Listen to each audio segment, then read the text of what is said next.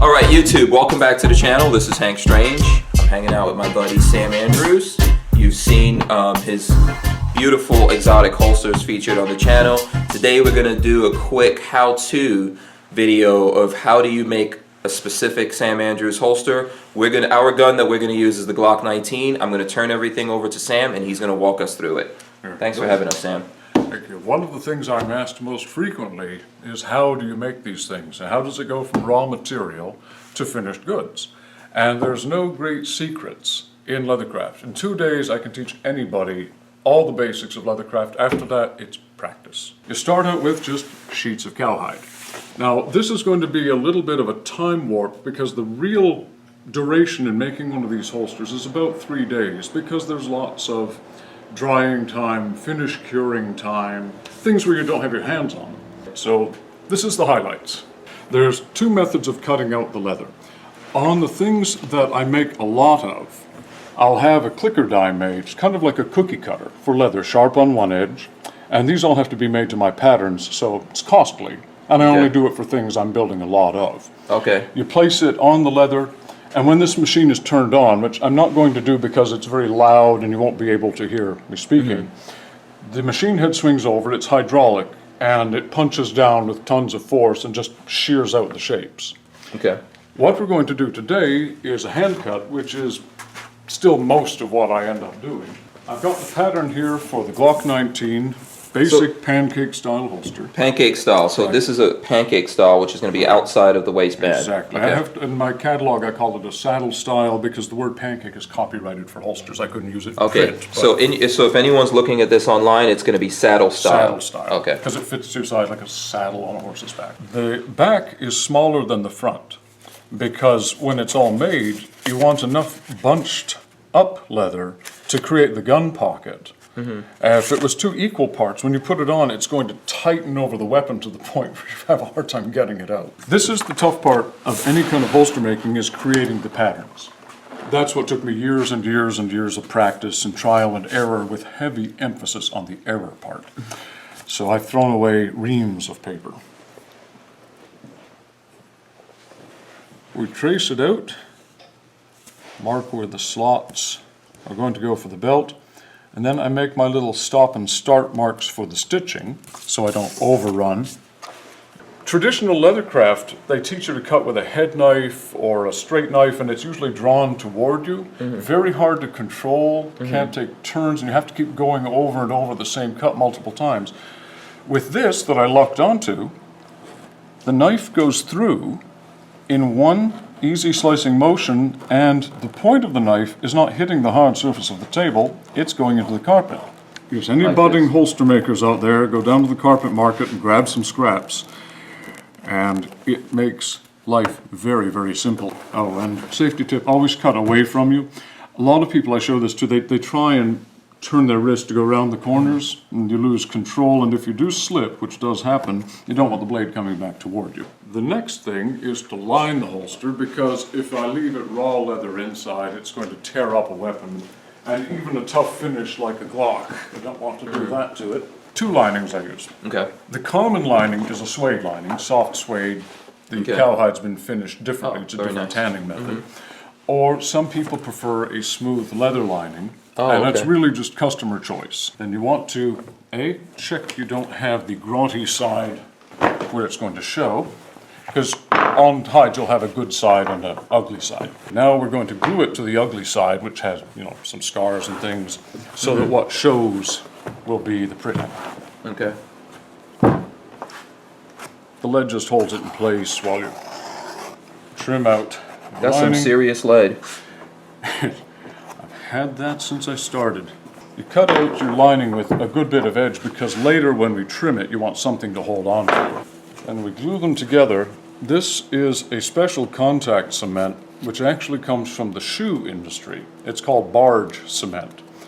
And it is so incredibly strong when the bond dries that you'll tear the material rather than the glue bond if you try to take it apart. So you put the glue on both surfaces because it actually bonds to itself. And being that the leather is porous, it soaks in. Normally I let it sit just a few minutes to get the glue tacky. but it works even if you put it together right What's away. the setup time on it? You can leave it sit for 5 or 10 minutes and it'll still go together, but it's not good to let it get too dry. I rub it down on the back with this piece of smooth plastic just to make sure we've really got a good tight seal, especially at the edges, because you don't want the stuff peeling away in use. You can see the edge sort of appear as a shadow through there. That lets you know you've got a good seal on it. And I take it just off the edge of the table so I can put the blade through the suede material. Okay, and this is where you needed the extra to grab onto. This is why I have some edge. It is important to keep the finger away from where the knife is coming through, though I do keep a good supply of band-aids in the shop. Now the lining is inside and ready to be stitched in place. I stitch it along the edge because over years I wouldn't want to trust the glue by itself to hold everything down. Okay. We prepare for that by using a groover. It's a saddle maker's groover. This has an adjustable width cutter, and you have a little tiny hole in the edge there, which is sharp on the inner end, and so it creates a groove for the stitches to lie in. Not only does it act as a guide, but it gets the stitches below flush so they're less liable to be worn off in use. And the next is to sew it on the great big ugly messy sewing machine. They're beautiful. Now, they were made in the days before sealed bearings, so they require a lot of oiling and a lot of wiping down. And it's got the needle upstitching through the pre-made hole. Many different colors of thread, especially when I'm doing the exotic materials, because we want to match the color to that's being sewn on. This thread is a bonded nylon. The bonded part means it's sealed to be chemically proof against ultraviolet, oils, solvents, etc. Just raw nylon can rot over years of use. There we are. I use the longer needle-pointed knife so I can get down in the hole with the thread to trim it off. You don't want frilly ends of thread sticking out. It just doesn't look very professional. So the end result here, it's bonded by glue and thread. It's bonded, it's stitched, it's never coming apart. Right. Well, as you see, this edge is very, very square. Not only is it not very pretty, but it's going to catch on things. Now enter the bevelers. These are little V-shaped tools which are sharp on the inner edge. They come in various sizes. This is a 3, this is a 5. And what they do is they cut a round edge on the material.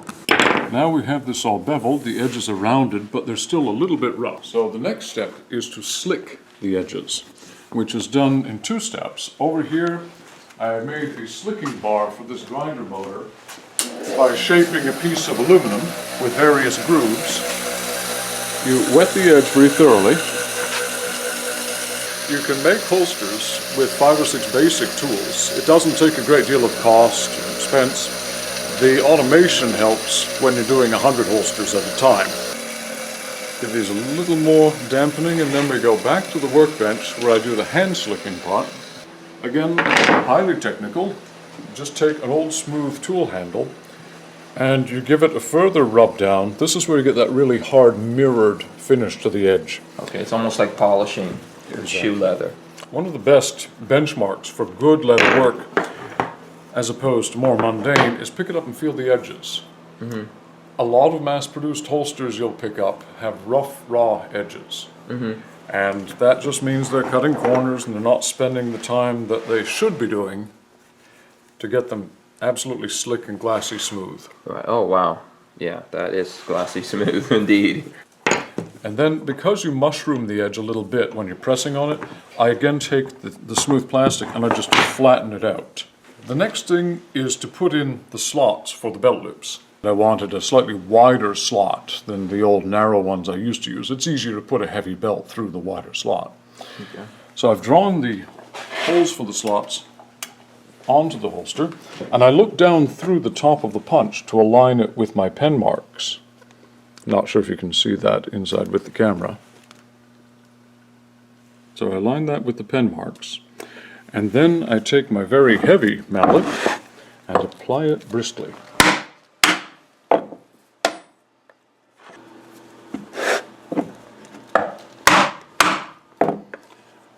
These punches cut very clean, very nice slots.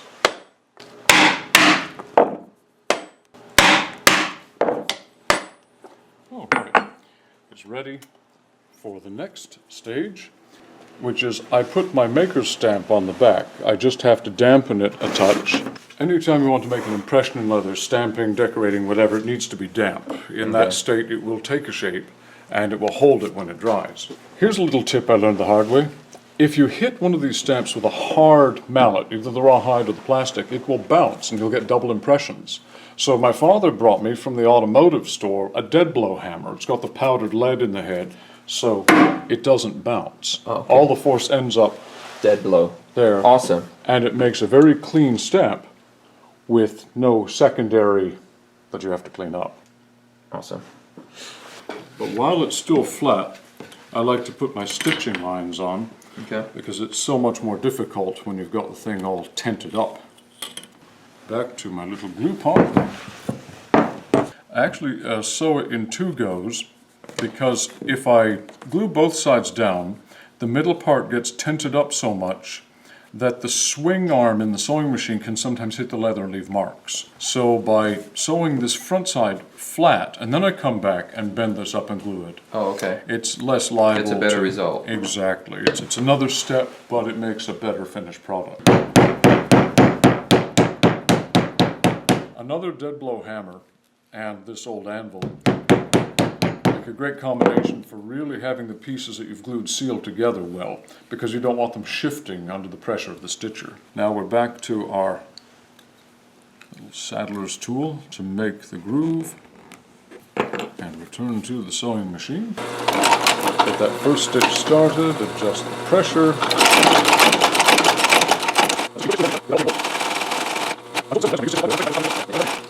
Very good. So again, we trim the thread down inside the hole.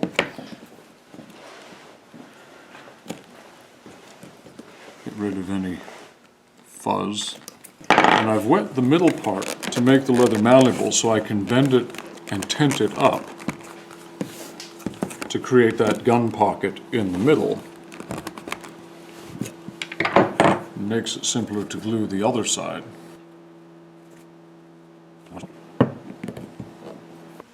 When you put this together, you're lining up your edges, the inner edges of your slots.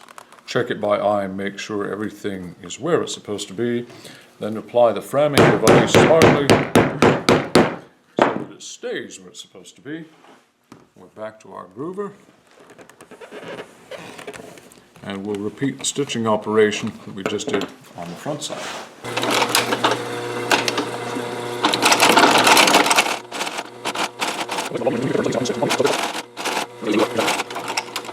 And now all the stitching operations are completed. We've sewn the edges for the lining. We've sewn the 2 sides for the function of creating the holster shape.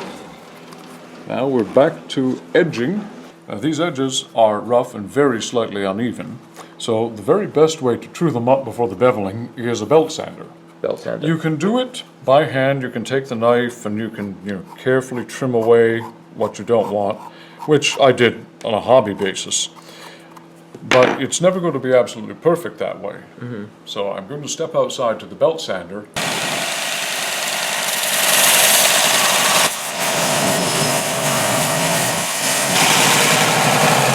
Belt sander is lovely, but it's big and you can't get into tight little corners.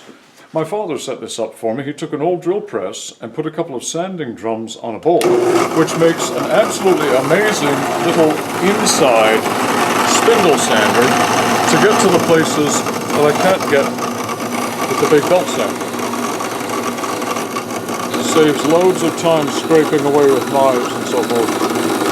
So little tight inside curves or close up to an edge, marvelous thing. Yeah, I was wondering how you got into the little close turns like that. Exactly. Very cool. Now we go back to the main table and pick up the bevelers once more, because this edge is all true, but it's square. Mm-hmm. So back to re-bevel. Rounding the edges off.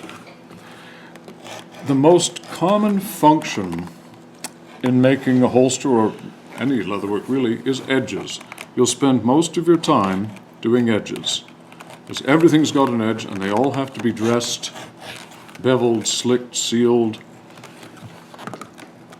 I mean, that's one of the small things that the person who buys this may not notice, and they shouldn't notice. Right.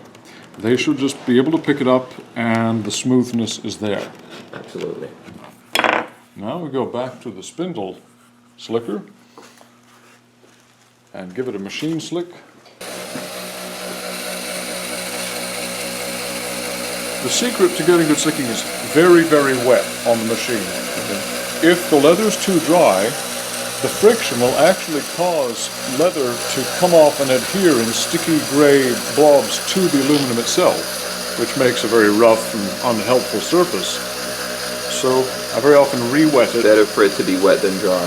Yes, now of course you don't want to wet it to the point where it's soft and mushy, but lots of water for the lubrication, as well as softening up the leather and getting it to all lay the fibers in one direction.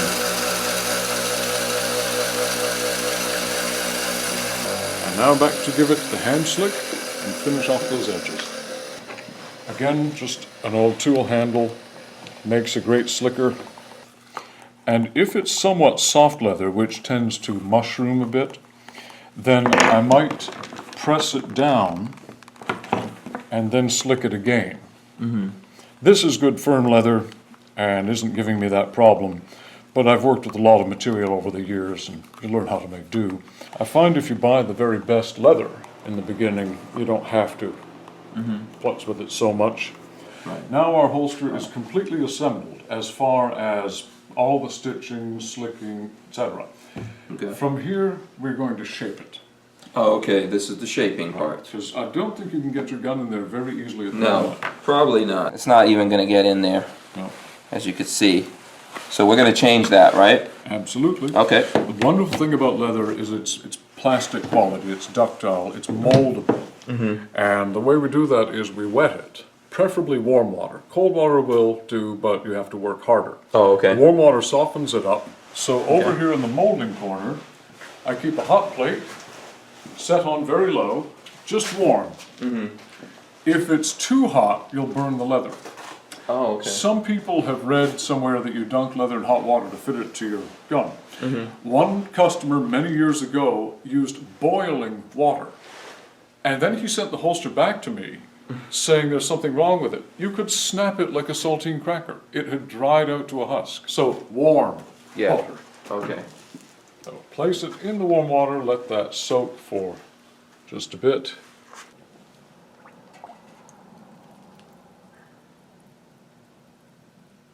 Again, I don't want to leave it too long because it will go mushy. And we just want it moldable. Just pliable enough. Right. Now, when you're doing a very square gun like a Glock, it helps to open the leather up with a block of wood or something, just so you don't have such a struggle getting that shape in there. Okay, and this is your Glock 19 blank? This is or the dummy of the dummy. Glock 19. There's a company in Bay City, Michigan, Duncan Customs, that makes these. Absolute godsend for holster makers. These are not terribly expensive, and when you're doing lots of different holsters, I mean, I must have 250 of these things. Right. It's certainly a lot less investment than the real guns. So, we make sure this bottoms out so that the muzzle is close to the end, the trigger guard fills the trigger guard pocket. Basically, leaning on it's a good way to get it down there. You don't want to hammer on it, hit it or anything, because the leather is soft and you'll create dings and marks that you then can't get rid of. Okay. So you just work it in by hand. And you notice, as I said before, the outer part of the holster being larger creates a pocket away from the body, so that this flatter side, this curve, fits my hip. And the pocket is molded away so that when you draw the gun, the holster doesn't collapse the way a flat holster would do. Oh, okay. The rigid gun pocket still holds its shape, and you can reholster without a struggle. Right, without looking. Right. Now, you can see the little dent there that the front sight is making. We don't want front sights dragging. So, take a screwdriver, open that up, and then place a dowel in where I want that tunnel to be for the sight, and apply the wax stick get that dowel running right down through there. So now you not only have the shape of your weapon, you have a tube, a tunnel made for that front sight to run in. Absolutely, so it doesn't impede. Exactly. Now we're going to go right behind you to the molding press. Again, this is something I use because of the production that I do. You could, at this point, mold it completely by hand, but as I'm doing so many at a time, this saves my poor arms. So, this is very, very heavy, dense rubber, top and bottom, and it's a hydraulic press with a 20-ton capacity. Being that this is curved, I put it on some stacked up rubber so it doesn't get flattened out. Okay. A flat holster like a McDaniel or something, I would just lay right down and mold it flat because it's equal both sides. Okay. On this we're trying to retain that curve. Lots of rubber. Oh, lots of rubber of different thicknesses and hardnesses. I've, by experimentation, found out what gives me the best impression. Slide that under there. Commence the pumping. Okay. So I got a workout on top of everything else. Sorry about the squeal. That's okay. Now we leave it in there for about 5 minutes. Okay. So that the soft leather really tends to mold around the weapon. And when you take it out, you could dry and use it as is. But it doesn't have the deep incised lines of the molded holster. So that will be the next step.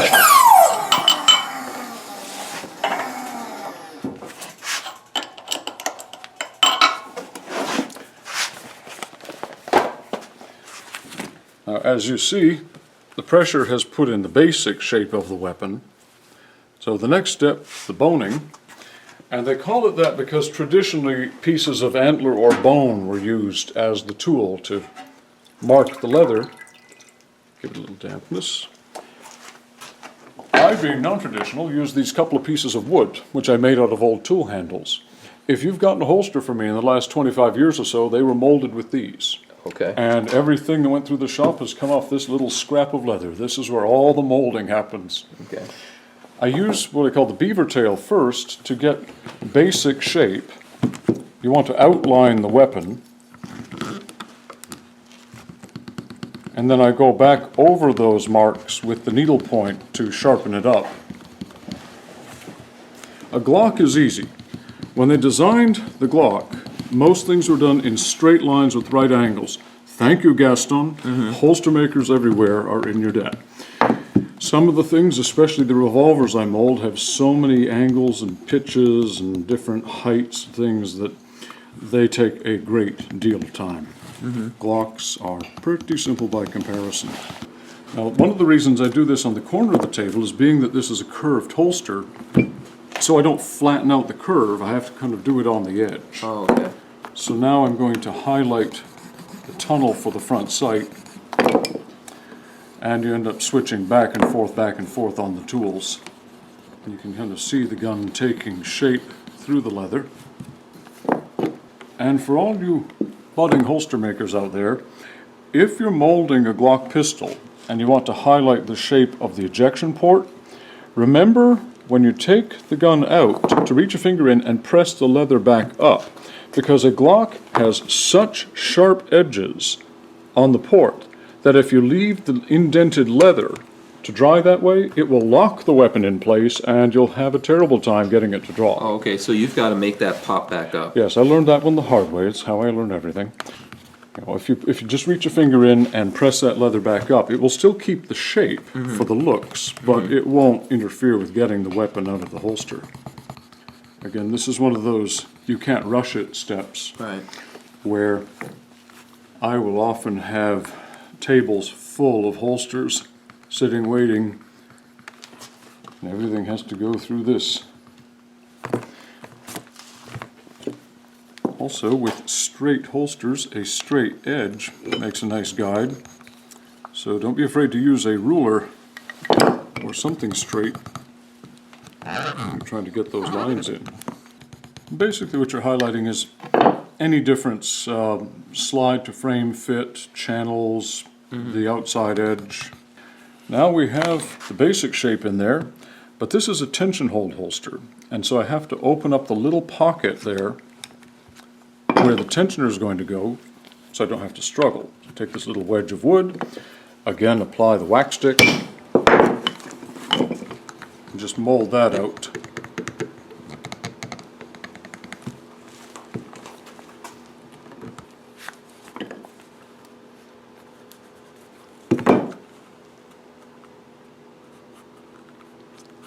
Okay, so you just brought the indentation back up. Right? So nothing hangs.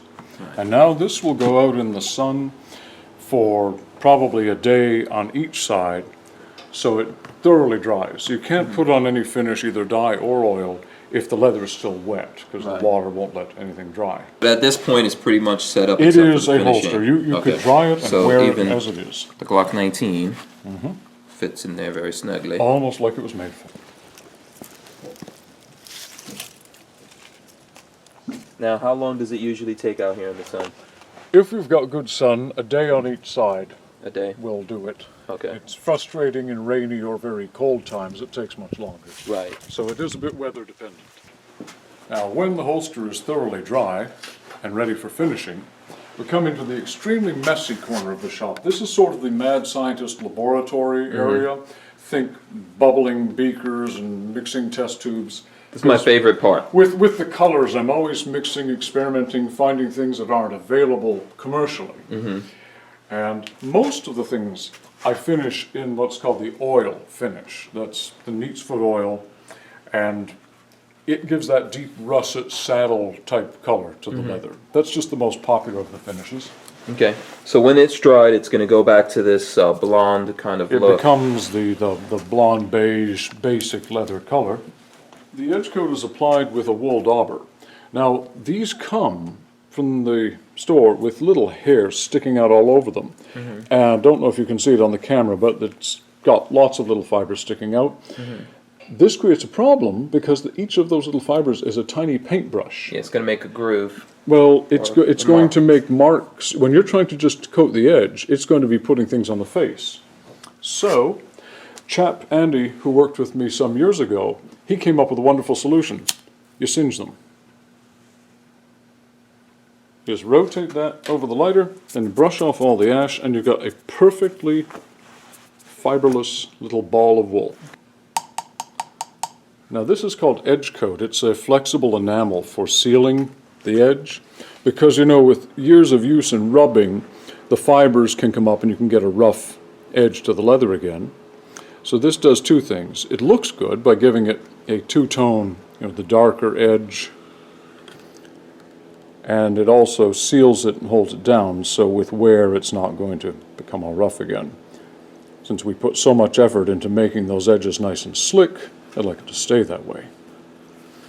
So basically this is almost like pinstriping. Yes, this is painting the edges, and I've come up with a different formula by mixing several different edge coating products. I wasn't happy with any single one as they came out of the bottle, so I mixed different ones from different manufacturers to get a really dark and slick edge coat.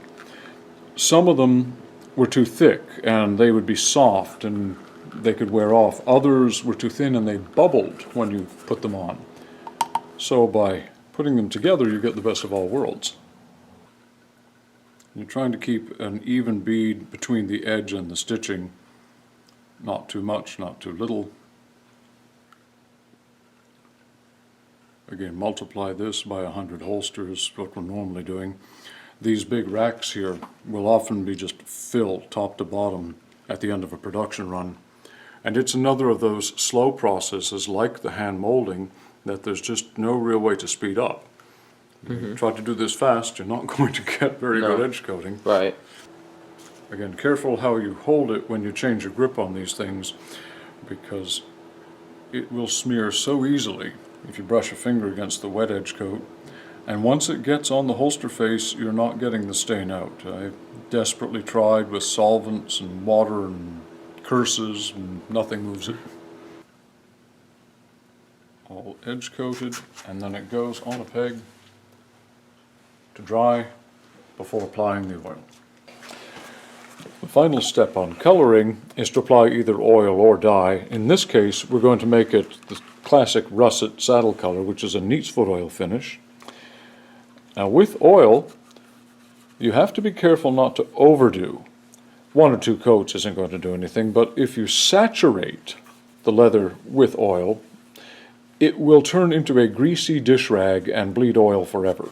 So less is more when you're doing an oil finish. Do a nice even coat, let that soak in, touch up as necessary. But a lot of the very cheap holsters in the old days used to be what was called hot oil dipped. They'd literally have a pan full of warm oil, stick the holster in there, and that was pretty well all she wrote for that one. Now, once this oil dries in, it will lighten up considerably. So it takes more than 1 coat of the oil, and very often, if I have a nice sunny day, I'll put the oiled holsters out in the sunlight because it helps penetrate and divide the oil through the leather Evenly. in the warming. Okay. Then the final step, after it's been colored, is to spray on the sealer. I use a product called acrylic resin that Beveling makes. Okay. It's an acrylic sealer, waterproofer final coat. It gives a soft shine, but it doesn't look plastic or like lacquer. Okay. It bonds right into the pores of the leather. And the best way to apply it is with an airbrush. Okay. You can put it on with a dauber, and I did for years in the beginning, but you end up with tiny little fibers from the daubers getting into it, and also streaks from the brush strokes. So if you have access to an airbrush, it's definitely the preferred method. It just takes a fine misting of it, give it an even coat both sides. Very often I'll do a base coat, then go back and put another one over it to get a really good seal. Right. Again, like with the oil, less is more. If you put on too much, it'll puddle, it'll drip, it's not nice. So 2 light coats, much better than 1 heavy coat. And it dries quickly, maybe 5 minutes or so. The very final step is the assembly of the retainer. In this case, it's a tension holster. It doesn't have a thumb brake strap. So the screw post goes in the back, the rubber grommet in the middle. Get them lined up. The awl makes a good guide. In goes the screw. And the advantage of the tension retained holster is you can set it tightly or loosely as you wish. And once the tensioner is installed, the holster is fully complete and functional. Now it's ready to accept the weapon, and you can adjust the tension to whatever tightness you wish when you draw, so it's resisted just that first little bit, but otherwise it's going to stay in, won't come bouncing out. And this is ready to package and ship to whatever lucky end user is going to wear it.